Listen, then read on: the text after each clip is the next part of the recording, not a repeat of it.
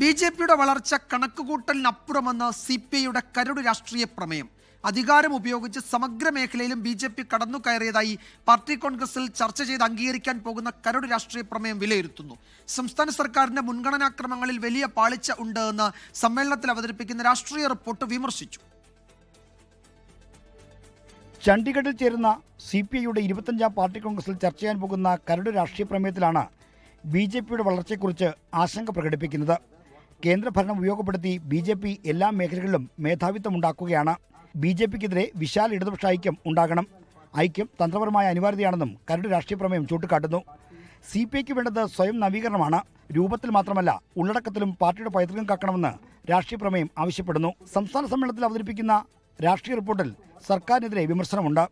കള്ള് വ്യവസായത്തെക്കാൾ സർക്കാർ താൽപ്പര്യം കാട്ടുന്നത് വിദേശമദ്യ കച്ചവടത്തിലാണെന്നാണ് റിപ്പോർട്ടിലെ വിമർശനം.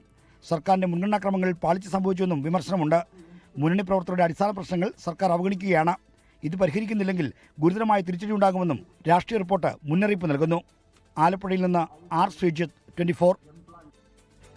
ലോകത്തെവിടെയായാലും ഏത് സമയത്തും 24 വാർത്തകളും ഓഗ്മെന്റഡ് റിയാലിറ്റി പാക്കേജുകളും എക്സ്പ്ലെയിനറുകളും വിശദമായി കാണാൻ ഞങ്ങളുടെ YouTube ചാനൽ നിങ്ങൾക്ക് സബ്സ്ക്രൈബ് ചെയ്യാം.